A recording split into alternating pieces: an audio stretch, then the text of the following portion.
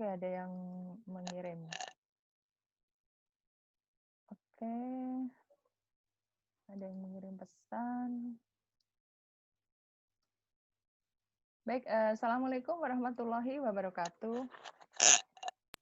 Waalaikumsalam warahmatullahi wabarakatuh. Waalaikumsalam warahmatullahi wabarakatuh. Ya, sebelumnya kita mengucap basmalah bersama ya. Bismillahirrahmanirrahim.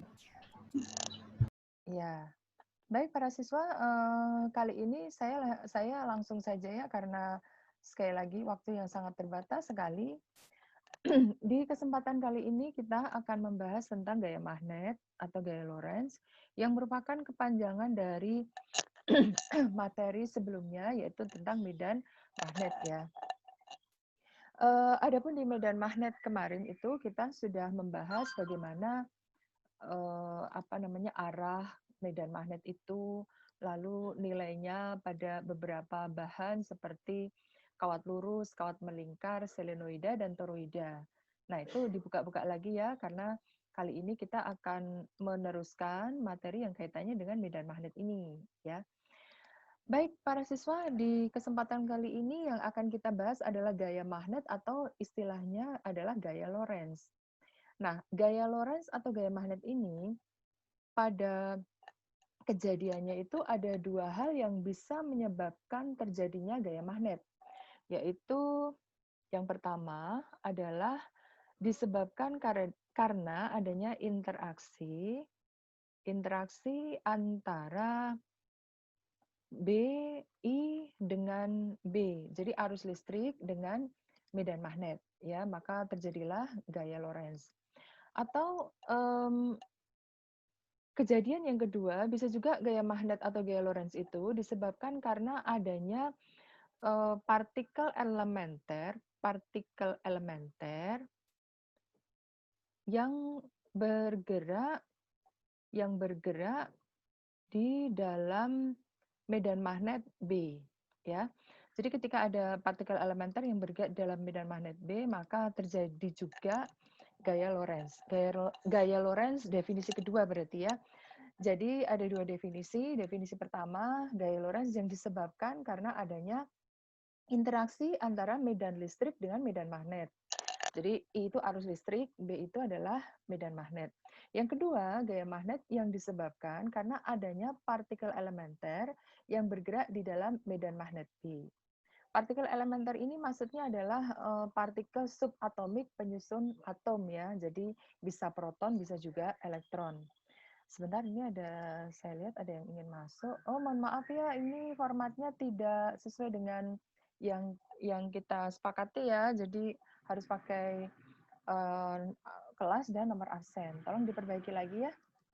Baik, para siswa, saya mulai dari gaya magnet yang disebabkan karena adanya interaksi antara kelistrikan dengan kemagnetan.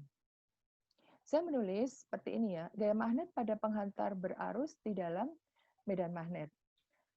Jadi gaya magnet atau gaya Lorentz itu adalah gaya yang terjadi akibat ini, interaksi antara medan magnet dengan arus listrik. Ya, jadi kalau ada arus listrik yang berada di dalam pengaruh medan magnet, maka terciptalah gaya Lorentz. Ilustrasinya seperti ini ya, misalkan gini ya, ada magnet batang ya berhadap-hadapan gitu. Saya gambar dua dimensi supaya sedikit bisa dipahami ya. Ini misalkan kutub utara, ini kutub selatan, maka tentu saja medan magnet B itu akan keluar dari utara dan masuk ke selatan. Jadi kalau digambar arahnya itu seperti ini ya, medan magnet itu. Nah, seperti itu. Itu adalah B-nya. Ini adalah B yang mengalir dari keluar dari utara dan menuju ke selatan. Nah, suatu saat ada kawat listrik ya, kawat listrik yang dialiri arus dan diletakkan di medan magnet ini. Jadi katakanlah ini ada kawat listrik ya. Nah, seperti itu lalu dialiri arus I ya, sehingga I mengalir ke sana nih. Nah, begitu. Dan ditempatkan di medan magnet itu, medan magnet yang saya pasang itu ya. Nah, apa yang terjadi? Yang terjadi adalah ternyata kawat ini akan terdorong ke sana ya. Jadi kalau mata kita itu 3 dimensi ada di sebelah sini ya. Ini sumbu apa ya? Sumbu Z-nya ya. Ini sumbu Z-nya. Ini kan sumbu X ya. Ini sumbu Y ke atas gitu. Nah, kemudian ini sumbu Z-nya. Aduh, ada yang masuk lagi nih. Bentar ya, saya cek dulu ya. Enggak bisa. Enggak ada format yang betul. Nah, maka ini sumbu Z-nya. Maka nanti kawat ini akan terdorong ke sana. Nah, terdorong ke sana dengan gaya F yang akhirnya disimpulkan oleh Lorentz itu sebagai gaya Lorentz. Jadi, ternyata bahwa ketika ada B dan I yang saling saling berinteraksi, maka terjadilah besaran yang ketiga yaitu gaya Lorentz, atau dengan kata lain gaya Lorentz atau gaya magnet itu gaya yang terjadi akibat adanya interaksi antara arus listrik I dan medan magnet B sehingga terciptalah gaya Lorentz. Itu maksudnya. Kalau kita menuliskan dalam perkalian vektor ya, atau begini dulu ya. Nah, gaya Lorentz itu disimpulkan dengan persamaan seperti ini ya, BIL, B kali I kali L kali sin alfa ya. Nah, B itu adalah medan magnet yang digunakan, kemudian I itu arus yang melewati kawat listrik, dan L itu adalah panjang dari kawat ini. Panjang dari kawat ini itu panjangnya berapa. Sin alfa, alfa itu sudut antara B dengan I. Ya, sudut antara B dengan I.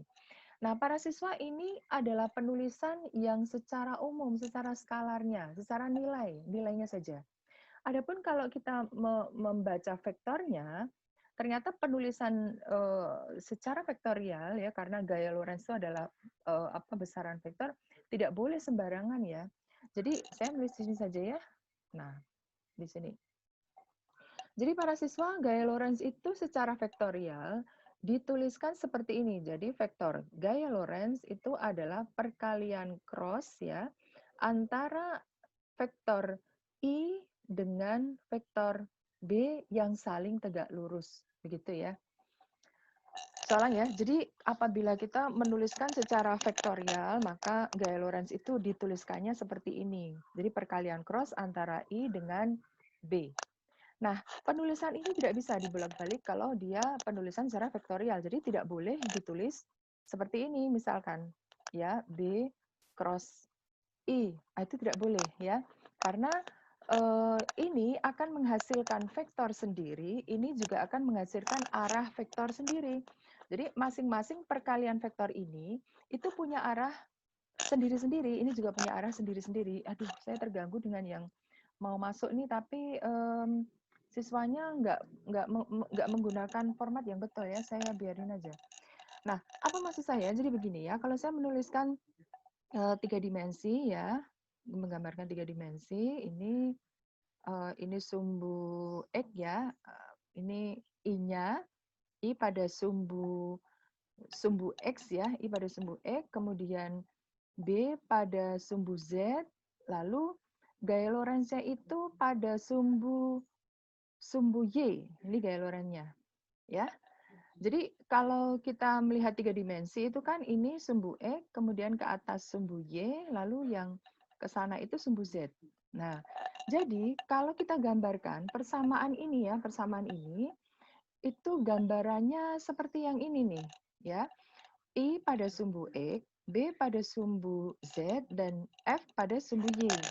Nah, kalau kita melihat mata kita di atas ya, mata kita view-nya di atas, maka kita melihat bahwa I dengan B itu, I sebelah kiri B ya, kalau mata kita di atas tuh ya, I sebelah kanan B, jadi I ketinggalan dari B dalam hal sudutnya gitu. Jadi kalau saya boleh menyatakan, kalau saya menganggap bahwa I memutar B dengan arah berlawanan jarum jam, maka menghasilkan vektor F yang ke atas ya. Kalau kita melihat dari atas itu. Jadi begini saja ya supaya bisa dipahami ya. Gaya Lorentz itu perkalian vektornya, saya ulang ya, gaya Lorentz itu perkalian vektornya adalah I I cross B, bukan B cross I ya. Kalau B cross I itu menghasilkan minus gaya Lorentz. Jadi arahnya ke bawah. Jadi kalau B cross I, jadi artinya dibalik ya, dibalik seperti ini. B-nya di sebelah sini, I-nya di sebelah sana, maka pasti gaya Lorentz-nya akan ke atas. Kalau B cross I, B memutar I, maka gaya Lorentz-nya ke bawah. Kalau I cross B, gaya Lorentz-nya ke atas. Bisa dipahami ya? Sehingga aturan vektor itu tidak boleh dilanggar karena memang perkalian vektor itu bukanlah perkalian yang bersifat komutatif. Artinya komutatif itu bisa ditukar-tukar semaunya gitu, nggak bisa seperti itu karena punya arah sendiri. Ini arahnya seperti tadi ya, yang ini. Sedangkan yang ini arahnya yang B cross itu yang ini. Jadi berbeda sama sekali gitu, sehingga tidak boleh kita sembarangan untuk menukar-nukarnya. Sebentar ya ini. Baik. Sampai di penjelasan saya ini barangkali ada yang ingin disampaikan, ditanyakan, silakan. Tentang pengenalan gaya Lorentz adalah hasil interaksi antara vektor I yang bertemu dengan vektor B secara tegak lurus. Jadi mereka bertiga masing-masing tegak lurus ya. Baik I dengan B, B dengan F, dan F dengan I, mereka bertiga itu saling tegak lurus. Ini kalau misalkan kita di tempat offline, saya bisa tunjukkan nih ya, dengan peragaan tangan ya. Tapi karena kita online, jadi ya saya minta kalian bisa memahami apa yang saya sampaikan secara online ini. Ada yang ingin disampaikan sebelum saya lanjutkan? Ibu, Ya, silakan. kan di situ kan gaya Lorentz-nya kan pada sumbu Y kan, Bu? Berarti dia nggak mesti di sumbu Y kan, Bu? Ya enggak mesti. Yang jelas dia kalau arah dari kita lihat B dengan I, kalau I memutar B searah berlawanan jarum jam, maka menghasilkan gaya Lorentz dengan arah, kalau kita melihatnya dari sini ya, ini sumbu X, sumbu Y, sumbu X, sumbu Y, sumbu Z. Dibolak-balik pun enggak masalah, dibolak-balik pun tuh seperti itu juga. Jadi kalau kalian nanti, misalkan kalian bikin peraga, aduh saya terganggu dengan yang mau masuk ini, tapi tidak menggunakan format yang genah gitu ya, jadi dia berkali-kali mau nyoba masuk. Jadi kalian coba ya menggunakan perangkat, nah seperti ini, bikin kayak gini lah ya, bikin apa ya, bikin peraga, ini I-nya, ini B-nya, ini F-nya, kalian bolak-balik seperti itu ya, gitu-gitu aja terus. Ya, pemahamannya kalau I memutar B, maka F-nya ke atas. Kalau B memutar I dengan arah sebaliknya, maka F-nya ke bawah. Itu aja sih yang bisa saya sampaikan, karena offline ya, jadi mungkin agak susah bisa tersampaikan secara 100% ya. Tapi semoga paham ya ini ya. Ya, semoga mengerti ya. Jadi nggak masalah, itu nggak harus pada sembunyi. Tapi biasanya kita menganggap bahwa yang kita gambar gaya Lorentz itu pada sumbu Y, karena ke atas itu kan sumbu Y gitu. Nggak harus begitu sih. Bisa dipahami ini? Bisa, Bu. Ya, kalau misalkan ini kita puter maunya gaya Lorentz pada sumbu Z, kan berarti B-nya yang ke atas. Jadi begini ya, misalkan saja sih ya, misalkan ya, ini I-nya, ini bisa bayangin enggak ya? Ini B-nya ke atas gitu ya, maka Lorentz-nya kan ke sini. Ah, gitu dia maksudnya. Bisa dipahami nih? Tapi ini nggak boleh ditukar. Ini nggak boleh ditukar. BI-nya ini I-nya, ini B-nya nggak bisa ditukar seperti itu. Nggak boleh main-main tuker-tukeran gitu. Ya, nggak paham ya. Baik, kalau sudah paham, saya lanjutkan dengan ini, saya hapus saja ya supaya saya bisa menerangkan di bagian berikutnya. Bentar ya. Ada yang pengen masuk lagi, formatnya nggak benar juga ya. Baik, para siswa, saya lanjutkan. Jadi, format penulisan yang benar untuk gaya Lorentz itu adalah I cross B, bukan B cross I. Kalau B cross I adalah min F gaya Lorentz, kalau I cross B adalah gaya Lorentz. Nah, L ini adalah panjang kawat yang digunakan. Panjang kawat yang digunakan ya. Nah, kalau kalau IL-nya itu kadang ditiadakan tuh bukan berarti dia nggak ada, tetapi dia dilukir ke bawah. Jadi kalau gaya Lorentz itu adalah B kali I kali L ya, maka kalau L-nya ditaruh di sebelah kiri kan berarti menjadi gaya Lorentz dibagi L sama dengan B kali I. Nah, itu juga bisa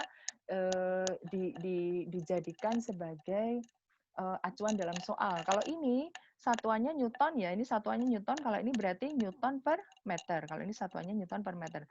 Nggak usah dipermasalahkan ya bagian itu ya. Kadang soal juga dilarikan ke sana. Sebentar, saya lihat. Oke, sekarang begini para siswa. Jadi bagaimana menentukan gaya Lorentz itu supaya mudah dipahami ya. Nah ini kita, aduh saya terganggu betul nih yang beberapa siswa yang mau masuk nih. Astagfirullahaladzim. Ya para siswa itu kalian coba gunakan aturan tangan kanan ya. Jadi arah gaya Lorentz itu adalah arah dengan menggunakan kaidah tangan kanan. Silakan kalian lihat telapak tangan kanan kalian ya, telapak tangan tapi yang bagian kanan ya, bukan bagian kiri ya. Yang jempol itu digunakan untuk arah I, yang 4 tangan lainnya, 4 jari lainnya untuk arah B, dan telapak tangan itu untuk arah F. Bisa dipahami ini, saya hapus ya supaya nggak banyak coretan di sebelah sini. Saya ulang ya, jadi aturan tangan kanan kita itu yang telapak tangan ya, yang jempol itu adalah arah I, ini arah I-nya, kemudian 4 jari lainnya itu arah B-nya, dan telapak tangan itu sebagai gaya Lorentz-nya. Ya, jadi seperti tadi yang saya jelaskan bahwa ini adalah I, kemudian ini adalah B, lalu ke atas itu pada sumbu Y itu adalah gaya Lorentz-nya. Nah, seperti ini dia. Bisa dipahami nih? Halo? Bisa? Baik. Nah, para siswa, saya turunkan ke bawah ya. Saya ingin menjelaskan yang masih di bagian gaya Lorentz itu tadi. Baik, para siswa, sekali lagi bahwa 3 dimensi itu satu penggambaran yang kadang susah untuk bisa dipahami oleh mungkin kebanyakan siswa kali ya. Kebanyakan siswa itu mungkin itu 3 dimensi itu kalau tidak salah kecerdasan geometri gitu ya. Bisa membayangkan ruangan, membayangkan 3 dimensi itu kecerdasan geometri, dan tidak semua siswa itu mampu untuk membayangkan hal-hal 3 dimensi seperti itu. Nah, oleh sebab itu maka dipakailah cara untuk mempermudah siswa dalam hal menghitung dan menjelaskan arah dari gaya Lorentz itu ya. Sebentar ini. Bagaimana caranya? Ya caranya adalah sumbu Z-nya itu kita anulir ya, lalu diganti dengan silang dan titik ya. Seperti ini ya. Kita biasa kan di SMP dikenalkan ada sumbu X gitu kan ya di SMP nih ya, sumbu X, sumbu Y. Lalu di SMA dikenalkan sumbu Z sebagai sumbu yang ketiga. Jadi kalau X itu kanan kiri, Y itu atas bawah, kalau Z itu keluar masuk, depan belakang gitu maksudnya. Nah, kalau 3 dimensi kita digiring, diajarkan untuk menggambar seperti ini ya. Nah, ini adalah sumbu Z, keluar dan masuk. Nah, dalam keperluan hal-hal yang sifatnya menghitung atau kemudian untuk mempermudah siswa juga, maka sumbu Z itu tidak kita gambar. Karena tidak kita gambar, maka harus diganti. Bagaimana menggantinya? Menggantinya adalah, sekali lagi saya kemarin sudah menjelaskan dan tadi juga barusan saya jelaskan ya, menggantinya adalah dengan menggunakan titik dan silang gitu ya. Jadi kalau silang itu berarti dia mendekati layar ya. Iya, iya, menjauhi pembaca ya, menjauhi pembaca atau masuk menembus kertas ya, menembus kertas atau menembus layar gitu ya. Kalau kita pakai laptop, pakai handphone ya, itu maka kalau silang itu artinya menembus layar atau kertas kita. Atau kalau kita mengaca pada diri kita, berarti silang adalah menjauhi pembaca. Tetapi kalau titik itu berarti kebalikannya ya. Kalau titik adalah mendekati pembaca, atau istilahnya adalah berarti keluar ya, keluar dari kertas atau layar gitu ya. Itu maksud dari penggambaran 2 dimensi menggantikan fungsi dari sumbu Z gitu. Jadi sekarang kita memiliki 3 orientasi, ke kanan ke kiri menggunakan sumbu X, atas bawah menggunakan sumbu Y, depan belakang menggunakan titik dan silang, tidak menggunakan sumbu Z. Karena memang sekali lagi kalau kita menggunakan 3 dimensi itu gambarnya menjadi semakin ribet ya, semakin ya ribet gitulah ya. Nah, dibuatlah cara seperti itu.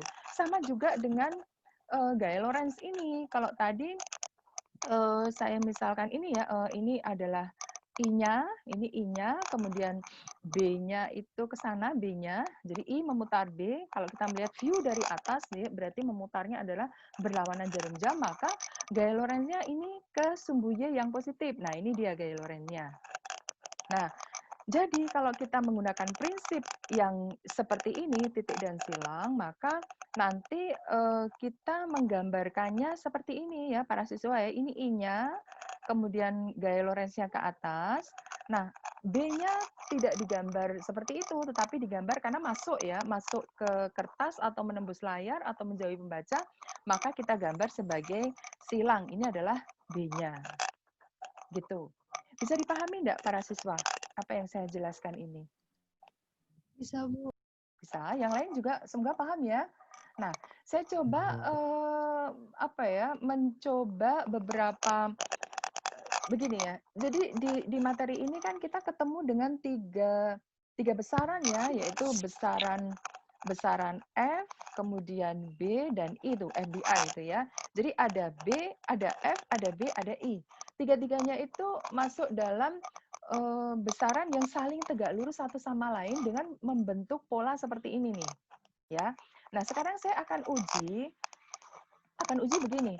Kalau saya misalkan saya punya soal ini ya, yang misalkan ini soal A ya, begini nih misalkan nih. Ini saya gambar B, bukan I ya. Kemudian I-nya masuk. Nah, berarti saya kurang menggambar apa ini kira-kira para siswa? F. Nah, gaya Lorentz. Nah, sekarang coba kalian tentukan gaya Lorentz itu kemana? Kalau B-nya ke kanan, I-nya menembus kertas. Ya, saya pandu dari sini ya. Coba 4 jari tangan kalian itu semuanya ke kanan ya. Oke, sudah. Lalu I-nya jempol kalian. Jempol itu kan interpretasi dari I ya. I ditentukan oleh jempol ya. Jempol kalian itu masuk ke dalam kertas. Nah, sekarang telapak tangan kalian menghadap kemana? Sudah? Saya ulang ya. Caranya ya, jadi 4 jari tangan kalian itu ke kanan, lalu jempolnya itu masuk ke dalam bidang atau menjauhi kalian, maka telapak tangan sebagai interpretasi gaya Lorentz itu kemana dia? Ke bawah, Bu. Oh, ke bawah. Paham yang lain? Betul ya, ke bawah ya. Jadi gaya Lorentz-nya itu akan ke bawah. Jadi saya gambar itu gaya Lorentz-nya begini nih. Nah, gini dia. Nah, gitu. Coba paham ya? Lagi ya, saya coba lagi ya. Sekarang yang B nih. Saya punya B ke atas, I-nya ke kiri. Nah, siapa yang belum digambar dalam hal ini? Gaya Lorentz. Gaya Lorentz. Baik. Nah, sekarang gambarlah gaya Lorentz. Apakah kalau sudah ada ke atas ke kiri berarti silang atau titik itu? Apakah silang atau titik itu? Silakan ya. B-nya ke atas, I-nya ke kiri, kan gitu ya. Empat jari tangan kalian itu ke atas, lalu jempolnya ke kiri. Berarti telapak tangan kalian kemana? Silakan. Kalian coba dengan tangan Menjauhi. kalian. Iya, menjauhi. Berarti saya gambarnya apa ini di sini nih? Lorentz-nya. Silang atau titik? Silang. Silang. Oke. Yang lain semoga paham ya. Baik, saya coba lagi ya. Saya coba soal yang soal gambar-gambar dulu nih ya supaya ngerti ya. Sekarang saya coba ini ada gaya Lorentz, kemudian ada B. Silakan dicari apa besaran ketiga yang belum ditemukan dan silakan ditulis itu harus kemana dia. Yang D saya gambar ini I-nya, lalu sebentar ya. Ini I-nya, kemudian ini F-nya, gaya Lorentz-nya. Berarti apa yang belum digambar itu. Kemudian yang E saya coba ini B-nya, lalu ini adalah gaya Lorentz-nya. Kemudian yang F, ini titik ya, lalu gaya, ini B-nya, lalu ini gaya Lorentz. Oke, yang C dulu deh. Silakan. B ke kanan, berarti 4 jari ke kanan, telapak tangan ke atas. Oke, nah kalian temukan apa itu? Bu. Kalian temukan apa yang C itu? Itu arus dia mendekati pembaca. Oke, berarti saya harus menggambar apa arusnya? Titik. Titik ya. Nah, di sini jadi I-nya. Oke, bagus. Sekarang yang D. Silakan yang D dicoba ya. Yang D. Yang F-nya itu ke bawah, Bu. Iya, gaya lorenznya ke bawah. Jadi telapak tangan kita ke bawah. Telapak tangan kita ke bawah, jempolnya ke kiri. Berarti 4 jari lain sebagai B kemana? Silakan. D itu ke bawah. Bentar, loh. Jadi telapak tangan itu ke bawah, I-nya jempol kita ke kiri. Jempol itu kan I, gaya Lorenz telapak tangan, lalu 4 tangan lainnya itu 4 jari lainnya itu B. Berarti 4 jari lain kemana itu? Ayo, coba lihat. Membaca. Menjauhi atau mendekati membaca? Menjauhi. Oke. Berarti saya gambarnya apa ini? Silang? X. Oke, baik. Kemudian yang E? Silakan. B-nya menjauhi, lalu telapak tangan ke atas. Nah, telapak tangan ke atas, B-nya menjauhi. Telapak tangan ke atas, B-nya berarti 4 jari lainnya itu ke masuk ya, masuk atau menjauhi pembaca gitu. Berarti jempol kemana tuh? Jempol berarti I ya. Kemana dia? Silakan. Ya, B-nya masuk, artinya 4 jari lain masuk ya, menjauhi kalian. Lalu gaya Lorenz ke atas, berarti telapak tangan ke atas, berarti jempol kemana? Ke?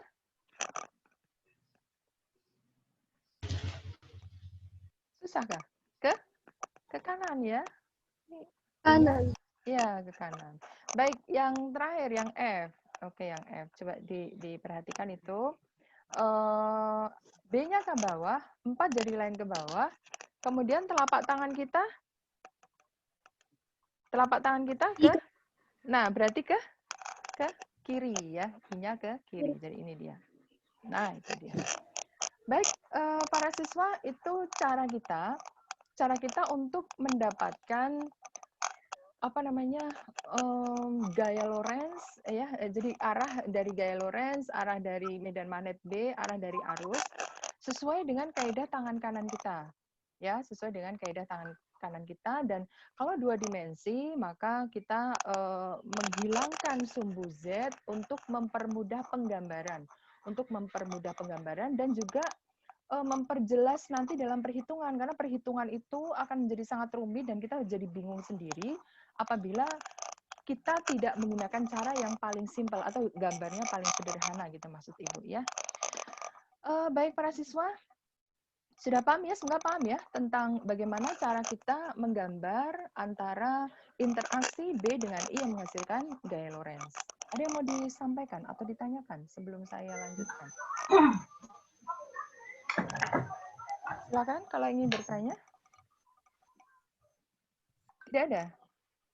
Halo? Tidak, Bu. Baik, saya lanjutkan berarti ya. Sisa waktu tinggal 7 menit nih. Nah, itu dia para siswa, bagaimana kita menjelaskan tentang gaya Lorenz. Definisi 1, yaitu definisi gaya Lorenz interaksi antara kelistrikan I, arus listrik I dengan medan magnet B. Nah, kemudian satuannya ya, kita lihat ya, gaya Lorenz itu satuannya Newton ya, nih. Kemudian induksi magnetik itu satuannya Tesla atau Weber per meter kuadrat. Weber, W itu maksudnya Weber ya. W itu maksudnya Weber. Kemudian I adalah arus listrik atau ampere, L panjang penghantar kawatnya itu dalam meter satuannya, dan alfa itu sudut antara B dengan I atau I dengan B. Nah, kita pakai sin ya, karena memang gaya Lorenz itu adalah perkalian cross. Kalau perkalian cross itu didefinisikan sebagai sin. Jadi gaya Lorenz itu kalau tadi Ibu menjelaskannya definisi secara vektorial gaya Lorenz, vektor gaya Lorenz itu adalah vektor I dicrosskan dengan vektor B. Nah, ini maksudnya kalau hanya ini saja berarti F per L itu. Oh, kalau begitu, kalau cross itu harus kalikan sin. Jadi F per L sama dengan I kali B kali sin alfa. Kalau dot kalikan cos, kalau cross kalikan sin gitu ya maksudnya ya. Nah para siswa berarti kalau kita lukir ya, kalau kita lukir itu ini, kita lukir ke sana ya, maka kita dapatkan F sama dengan I kali B kali L kali sin alfa. Nah, biasanya untuk mempermudah menghafal ya, atau istilahnya adalah semacam jembatan keledai, maka dilukirlah ini, tulisan ini menjadi BIL, bilangan gitu. Jadi F Lorentz itu adalah B kali I kali L kali sin alfa. Jadi seolah-olah kayak bilangan. Biasa kan dalam dunia pendidikan itu kita kadang menggunakan istilahnya jembatan keledai ya untuk mempermudah siswa dalam menghafalkan sesuatu gitu. Misalkan kayak di SMP kalian pasti juga diajari bahwa V sama dengan insinyur gitu ya. Pada listrik itu masih ingat ya, V sama dengan insinyur itu guru SMP kalian biasanya ngajari begitu tuh. Atau kalau usaha itu adalah vitamin gitu kan. Nah, itu berasal dari perkalian tegangan, arus listrik, dan waktu. Itu adalah cara-cara seorang guru untuk menyampaikan agar supaya siswanya itu mudah dalam menghafal. Ya, karena rumusnya juga banyak sih. Sampai di bagian ini ada yang ingin disampaikan atau ditanyakan silakan kalau ingin bertanya. Ada timbul pertanyaan tidak? Ini saya hapus saja ya. Sudah paham? Sudah jelas mengenai definisi 1? Halo? Sudah jelas? Ya, Bu. Ya, baik. Karena waktunya juga tidak mengizinkan ya, saya coba masuk ke bagian sini ya. Masuk ke bagian bentar ya. Gaya magnet pada dua penghantar lurus sejajar yang berarus. Jadi para siswa materi ini itu disajikan ketika kita menghadapkan dua kawat. Kalau tadi ya, kalau ini yang ini yang dipahami yang ini itu adalah ada B, ada medan magnet, kemudian ada arus listrik sehingga terciptalah gaya Lorentz. Tadi seperti yang Ibu jelaskan ya. Jadi ada medan magnet seperti tadi ya. Ini ada B yang mengalir ya dari utara ke selatan. Kemudian ada arus listrik I. Jadi ada B, ada I. Jelas ada medan magnet tersendiri, ada I tersendiri, maka terciptalah gaya Lorentz seperti itu.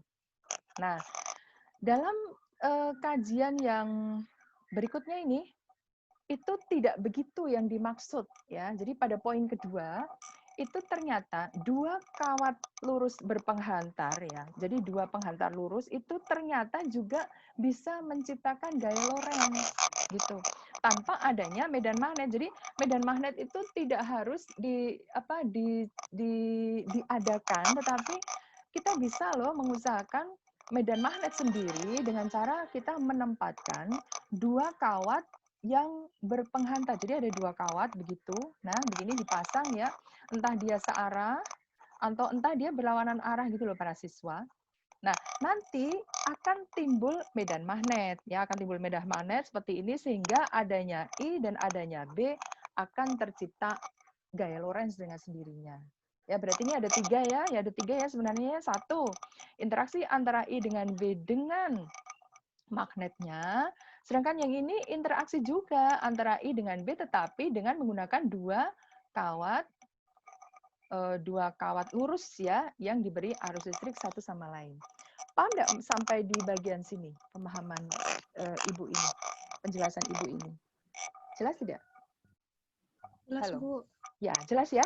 Baik, jadi gaya Lorentz itu bisa ditimbulkan tiga hal berarti ya. Satu, yaitu interaksi antara arus listrik dengan B dengan menggunakan magnet dan kawat ya.